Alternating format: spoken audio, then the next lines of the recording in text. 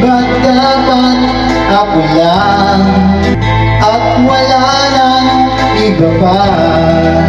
So dito idol, yung ating Bluetooth dito na source ng cellphone natin, dito nakakonect sa ating Bluetooth ng ating mixer. Tapos yung ating B8 dito mga idol, dito naman nakakonect sa ating channel 5. So nakabukod yung ating B8 sa ating music.